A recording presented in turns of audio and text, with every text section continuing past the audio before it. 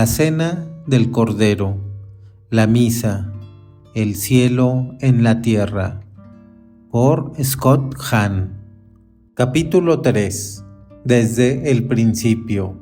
La misa de los primeros cristianos. Canibalismo y sacrificios humanos. Eran acusaciones que se rumoreaban a menudo contra las primeras generaciones cristianas. Los primeros apologistas cristianos las recogieron con el fin de rechazarlas como chismes, pero a través de las lentes distorsionadas de las habladurías paganas, podemos ver cuál era el elemento más identificable de la vida y del culto cristianos. Era la Eucaristía, la representación del sacrificio de Jesucristo, la comida sacramental en la que los cristianos consumían el cuerpo y la sangre de Jesús. La distorsión de estos hechos de fe era la que guiaba las calumnias paganas contra la Iglesia. Aunque es fácil de ver por qué los paganos malinterpretaban esos hechos. En la primitiva Iglesia se permitía asistir a los sacramentos únicamente a los bautizados, y a los cristianos se les disuadía hasta de hablar de estos misterios centrales con los no cristianos. Por eso, la imaginación pagana se disparó alimentada por pequeñas briznas de realidad. Esto es mi cuerpo. Este es el cáliz de mi sangre. Si no coméis la carne del Hijo del Hombre y no bebéis su sangre, los paganos sabían que ser cristiano era participar en unos ritos extraños y secretos. Ser cristiano era ir a misa. Esto era verdad desde el primer día de la nueva alianza. Apenas unas horas después de que Jesús resucitara de entre los muertos, se encaminó a compartir la mesa con 2 discípulos. Tomó el pan, lo bendijo, lo partió y se los dio, y sus ojos se abrieron. Le conocieron al partir el pan. La centralidad de la Eucaristía es evidente también en la descripción sumaria de la vida de la primitiva Iglesia que hacen los Hechos de los Apóstoles.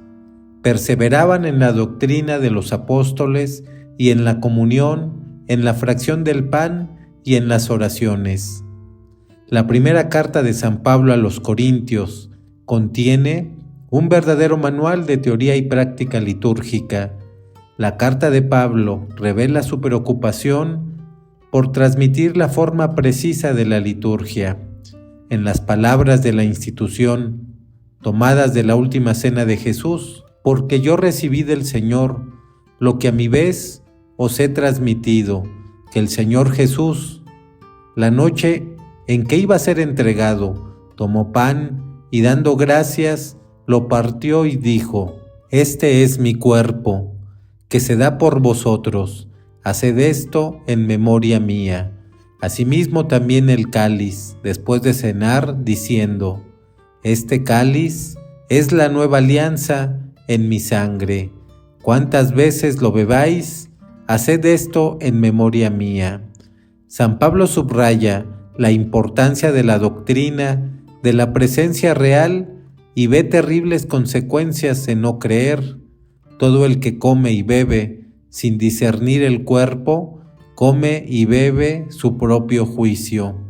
Una guía para la misa. Apreciamos los mismos temas según pasamos de los libros del Nuevo Testamento a otras fuentes cristianas de la época apostólica e inmediatamente posteriores. El contenido doctrinal es idéntico y el vocabulario permanece llamativamente similar, incluso cuando la fe se extiende a otros lugares y a otras lenguas.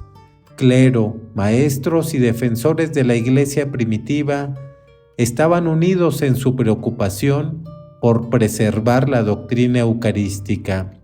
La presencia real del cuerpo y la sangre de Jesús, bajo las apariencias de pan y vino, la naturaleza sacrificial de la liturgia, la necesidad de un clero debidamente ordenado, la importancia de la forma ritual. De ahí que el testimonio de la doctrina eucarística de la Iglesia permanece intacto desde el tiempo de los Evangelios hasta hoy. Aparte de los libros del Nuevo Testamento, el escrito cristiano más antiguo que nos ha llegado es un manual litúrgico, podríamos llamarlo un misal contenido en un documento llamado Didaché, en griego enseñanzas. La Didaché pretende ser la colección de enseñanza de los apóstoles y se compiló probablemente en Antioquía, Siria, en algún momento entre los años 50 y 110 después de Cristo. La Didaché utiliza 4 veces la palabra sacrificio para describir la Eucaristía y en una de ellas declara abiertamente que este es el sacrificio del que habló el Señor.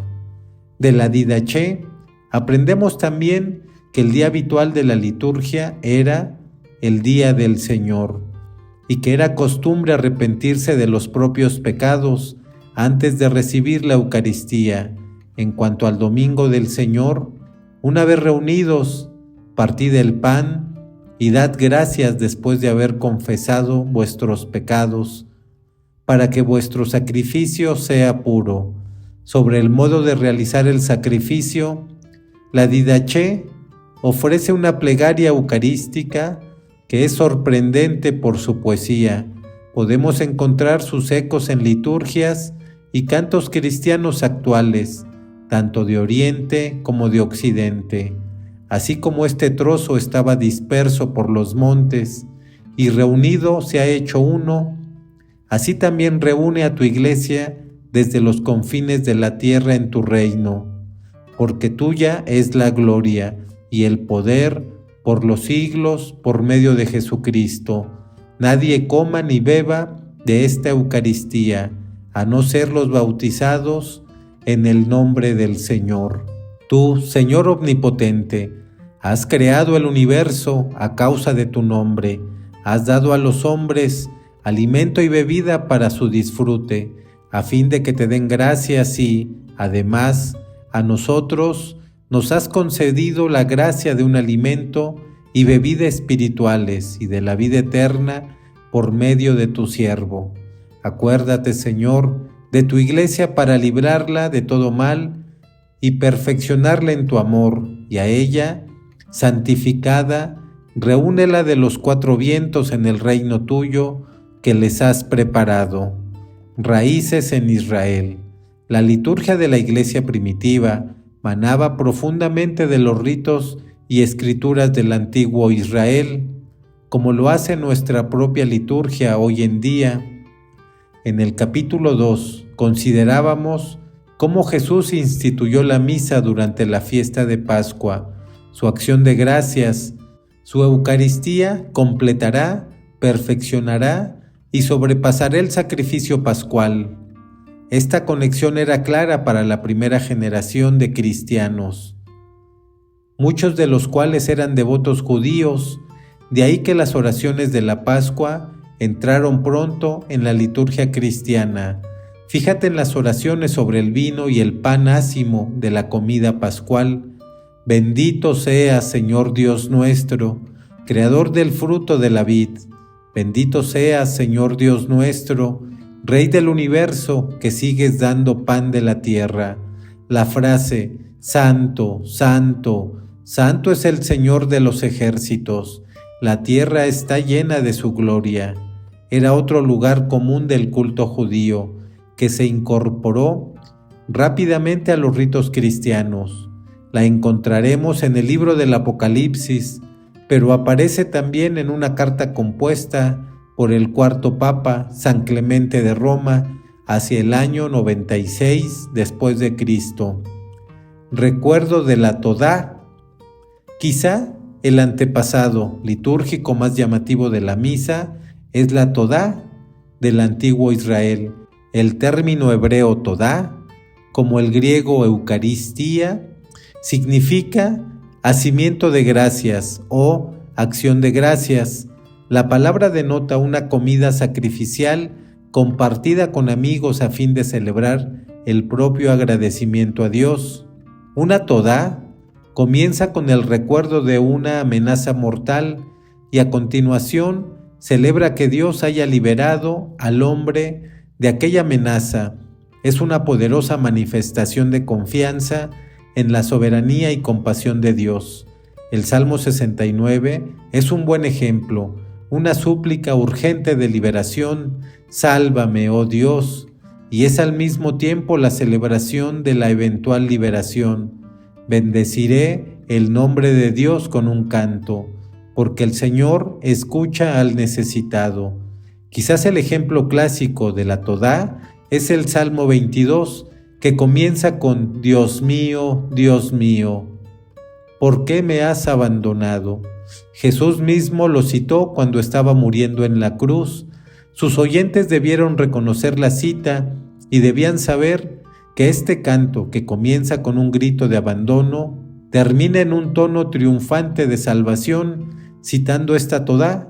Jesús demostraba su confiada esperanza de liberación. Las semejanzas entre la todá y la Eucaristía van más allá de su común significado de acción de gracias. El cardenal Joseph Ratzinger ha escrito: estructuralmente hablando, toda la cristología eucarística está presente en la espiritualidad todá del Antiguo Testamento.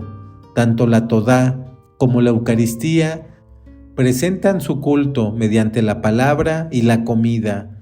Más aún, la todá, como la misa, incluye un ofrecimiento incruento de pan ácimo y vino.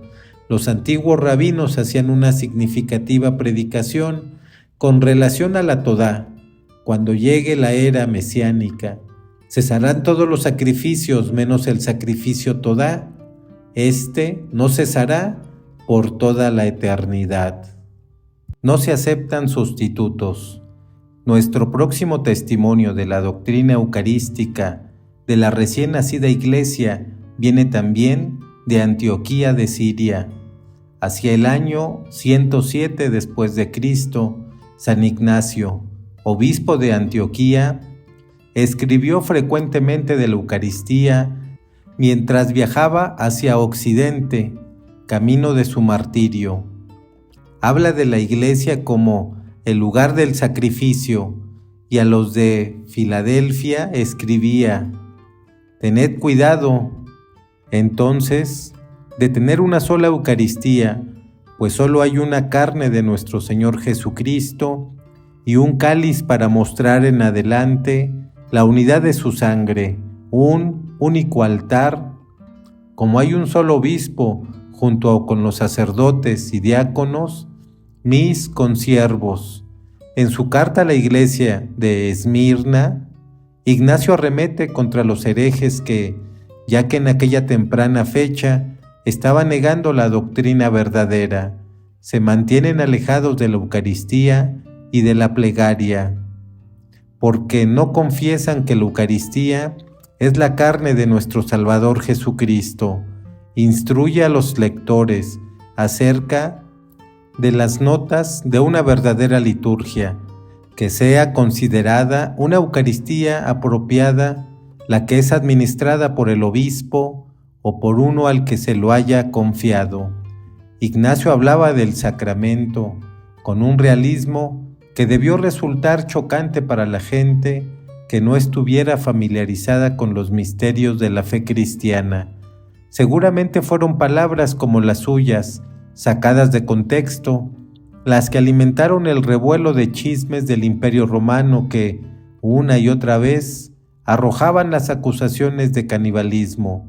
En las décadas siguientes, la defensa de la Iglesia recayó en un profesor converso de Samaria, llamado Justino. Fue Justino quien levantó el velo de secreto que cubría la antigua liturgia. En el año 155 después de Cristo, escribió al emperador de Roma describiendo lo que todavía ahora podemos reconocer como la misa. Vale la pena citarlo por extenso.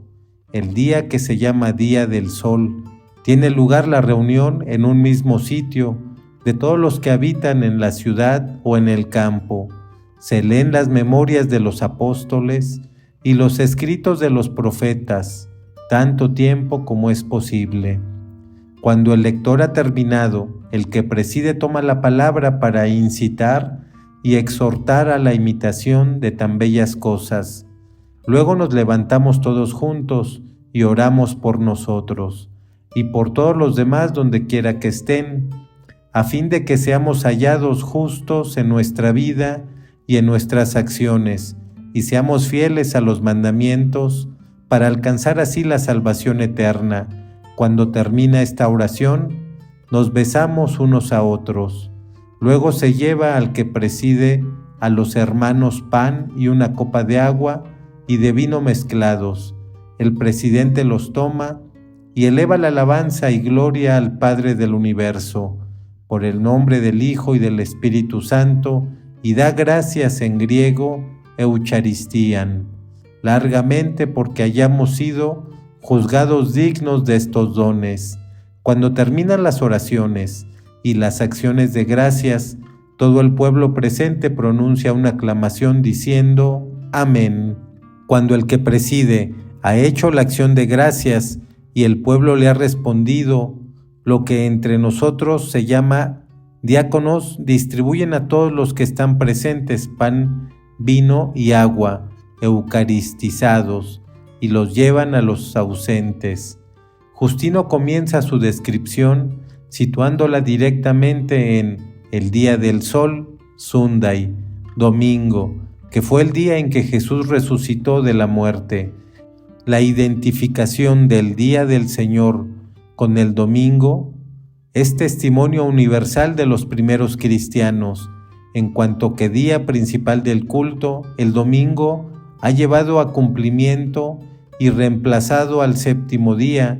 El sábado de los judíos fue el día del Señor, por ejemplo, cuando Juan, celebrando el culto en el Espíritu, tuvo su visión del Apocalipsis. Textos y gráficos. Justino explica el sacrificio y el sacramento de la Iglesia, pero no minusvalora la presencia real. Utiliza el mismo realismo gráfico que su predecesor Ignacio. El alimento que se ha hecho Eucaristía por la oración de su palabra y que nutre nuestra carne y sangre por asimilación, es la carne y la sangre de aquel Jesús que se hizo carne.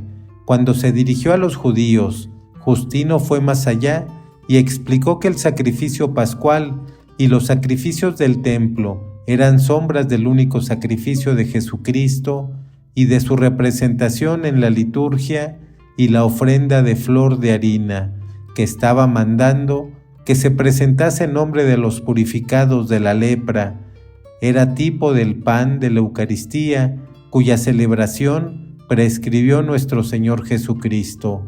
Tal era la experiencia católica universal de la Eucaristía, pero mientras la doctrina permanecía idéntica en todas partes del mundo, la liturgia era en gran medida un asunto local. Cada obispo era responsable de la celebración de la Eucaristía en su territorio y, gradualmente, diferentes regiones desarrollaron su propio estilo de práctica litúrgica, siriaca, romana, galicana, etc. Es digno de subrayar, sin embargo, cuántos conservaron en común todas estas liturgias, siendo tan variadas como eran. Con pocas excepciones, compartieron los mismos elementos básicos: rito penitencial, lecturas de la Sagrada Escritura, canto o recitación de salmos, homilía, himno angélico, plegaria eucarística y comunión. Las iglesias siguieron a San Pablo a la hora de transmitir con un especial cuidado las palabras de la institución, las palabras que transforman el pan y el vino en el cuerpo y la sangre de Cristo. Esto es mi cuerpo, este es el cáliz de mi sangre. Aquel viejo dicho familiar. Desde comienzos del siglo III en adelante, el reguero de papiros muestra una mayor preocupación por conservar las palabras precisas de las liturgias atribuidas a los apóstoles.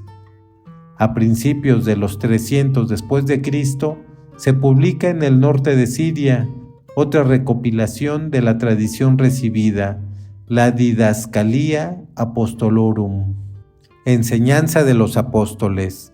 La Didascalia incluye páginas con el texto de oraciones, a la vez que detalladas instrucciones para las funciones litúrgicas y el modo de comportarse de obispos, sacerdotes, diáconos, mujeres, niños, jóvenes, viudas, huérfanos y transeúntes. Hacia el 215, Hipólito de Roma compuso su gran obra, la Tradición Apostólica, en la que estableció las enseñanzas litúrgicas y teológicas que la Iglesia romana habían conservado desde los tiempos de los apóstoles. Una de las secciones propone un ajustado guión de la liturgia para la ordenación de los sacerdotes, mientras que en la descripción de Justino podemos ver nuestra misa. En la obra de Hipólito podemos oírla: sacerdote, el Señor esté con vosotros, comunidad, y con tu espíritu. Sacerdote, levantemos el corazón, comunidad, lo tenemos levantado hacia el Señor. Sacerdote, demos gracias al Señor, comunidad, es justo y necesario. Desde el mismo periodo encontramos los textos más antiguos de las liturgias que reivindican un linaje apostólico, las liturgias de San Marcos, Santiago y San Pedro, liturgias que aún se usan en muchos lugares de todo el mundo. La liturgia de Santiago fue el rito preferido de la antigua iglesia de Jerusalén, que reclamaba a Santiago como su primer obispo. Las liturgias de Santiago, Marcos y Pedro son teológicamente densas, ricas en poesía, ricas en citas de las Escrituras. Recuerda que cuando poca gente sabía leer y menos gente aún podía permitirse el lujo de tener copia de libros, la liturgia era el lugar donde los cristianos asimilaban la Biblia. Por eso, desde los primeros días de la Iglesia, la misa ha estado empapada de la Sagrada Escritura. Aunque sus palabras hablan elocuentemente del sacrificio de Cristo, las antiguas liturgias resuenan también en sus silencios. Que toda carne mortal guarde silencio y quede en pie con temor y temblor, y no medite nada terreno en su interior, porque el Rey de Reyes y Señor de Señores, Cristo nuestro Dios, se adelanta para ser sacrificado y para ser dado como alimento para el creyente, y multitud de ángeles van delante de él con todas las potestades y dominaciones, los querubines de muchos ojos y los serafines de 6 alas, que se cubren el rostro y gritan en voz alta el canto: Aleluya, aleluya, aleluya. Guarda todo esto en la memoria, los sonidos y los silencios de las primeras misas de la Iglesia. Los encontrarás de nuevo en el cielo cuando examinemos con más detenimiento el libro del Apocalipsis. Los encontrarás de nuevo en el cielo cuando vayas a misa el próximo domingo.